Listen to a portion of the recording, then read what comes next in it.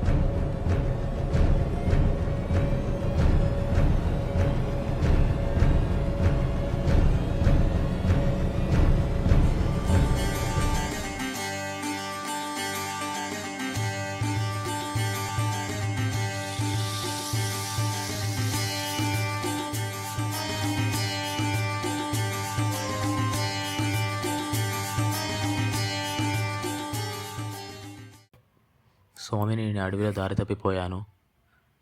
వేటవాడడానికి నాకు దారి చూపిస్తారా ప్లీజ్?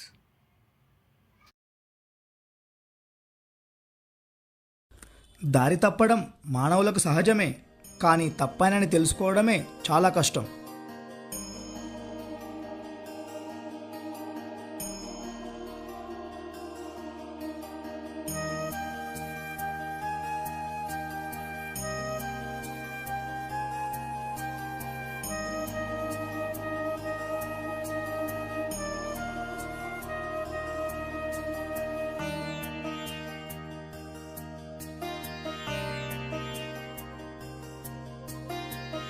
అమ్మా, స్వామి కొంచెం మెల్లిగా పోండి.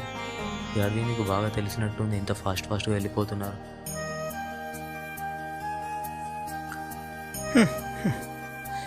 ఈ భూమి మీద నాకు పరిచయం లేని చోటే లేదు. మీరు ఎంతకాలంగా ఇలా అడవుల్లో తిరుగుతున్నారు? కొన్ని యుగాలుగా ముసలోడికి పిచ్చి పీక్స్లో ఉన్నట్టు మనకెందుకు దారి చూపెట్టగానే వదిలించుకున్నాం. ఇంతకీ ఈ దట్టమైన అడవిలోకి నువ్వెందుకు వచ్చావు? ఈ అడవి యొక్క అందాల్ని నా కెమెరాలో బంధించడానికి. అడవిలో అందాలే కాదు, ప్రమాదాలు కూడా ఉంటాయి. తెలుస్తుందిలే ఇప్పుడు. ఆ పరమాత్ముడు ఈ ప్రకృతి అందాలని చూడడానికి మానవునికి నేత్రాలని, అవి దాచుకోవడానికి మనస్సుని ప్రసాదించినా కూడా ఈ మనిషి కృత్రిమ ప్రపంచంపై వ్యామోహం పెంచుకుంటున్నాడు. అందుకే ఇలా దారి తప్పుతున్నాడు. సిగ్నల్స్ ఉంటే మంచిగా మ్యాప్ చూసుకుంటూ వెళ్ళిపోతుండే, ఈయన అవసరమే రాకుండే కదా. ఈ పరికరాలు ఏవీ లేని కాలంలో మానవులు ఎలా బ్రతికారు? వీటి వలన మానవుల జ్ఞాపక శక్తి నశించింది, చూపు నశించింది, వినికిడి నశించింది. మనిషి తన పర్యావరణాన్ని మరిచిపోయి ఒక కృత్రిమ ప్రపంచంలో జీవిస్తున్నాడు.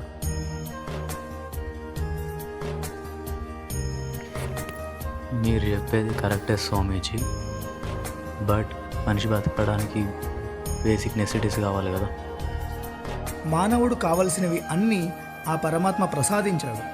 కానీ ఈ మనిషి దురాశ, స్వార్థం, కోరికల వలన జీవితాన్ని ఘర్షణలా మార్చుకుంటున్నాడు. మనిషి తన స్వార్థానికి భూమి మీద జీవిస్తున్న కోట్లాది ప్రాణులను హింసిస్తున్నాడు. ఈ భూమి తనొక్కడికే సొంతం అనుకుని తను చేసే ప్రతిదీ సరి అయినదే అని ఓ అజ్ఞానంధకారంలో మునిగిపోయాడు. మీరు తప్పుగా చెప్పే ఆచారాలన్నీ ఈ వేదాలు, పురాణాలే సరైనని చెప్తున్నాయి కదా. మీరు చదివే వేదాలు సత్యం కావు. కాలాలు మారుతున్న కొద్దీ మనిషి తనకి అనుకూలంగా మార్చుకున్నాడు. వేదాల ముఖ్య ఉద్దేశం మానవుడిని భగవంతుడికి దగ్గర చేయడం, తన కర్తవ్యాలని గుర్తు చేయడం. ఎన్ని యుగాలైనా, ఎన్ని అవకాశాలు ఇచ్చినా మానవుడు మారడు, అంతం తప్పదు.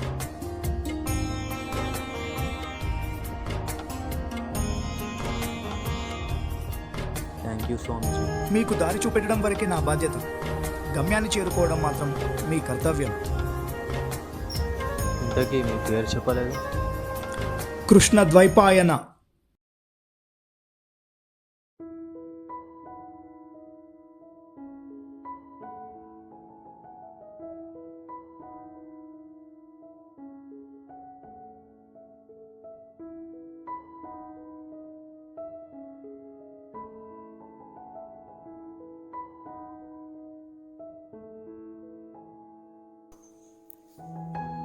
ఎటు వినవరా, ఇంత లేట్ అయింది?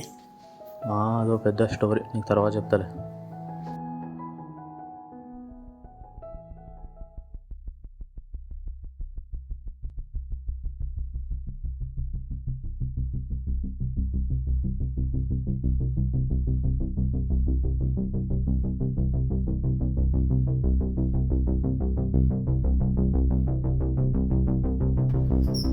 ఇంతకీ మీ పేరు చెప్పలేదు?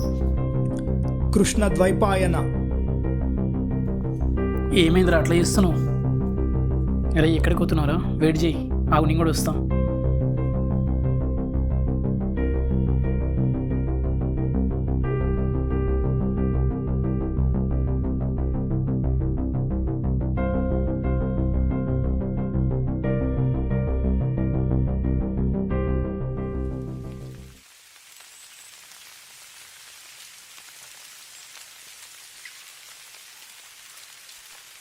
ఇప్పుడు చెప్పరా, అంత తొందరగా హడావిడి తీసుకొచ్చి అసలు ఏమి అన్న కొద్దిసేపు ముందు నేను దారి తప్పిపోయి ఈ అడవిలో తిరుగుతూ ఉంటే ఒక స్వామీజీ నాకు హెల్ప్ చేసిండు. స్వామీజీ ఎవరో కాదు, వ్యాస మహర్షి. ఏం మాట్లాడుతున్నావు అసలు? వ్యాస మహర్షి అసలు ఎందుకు వచ్చినావు ఇక్కడికి? అసలు ఇది అడవిలో కదా. సరే దా పోచుద్దాం.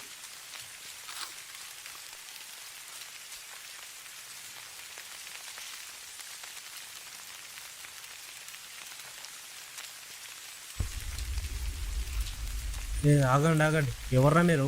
ఈ టైంలో ఎక్కడికి వెళ్తున్నారు?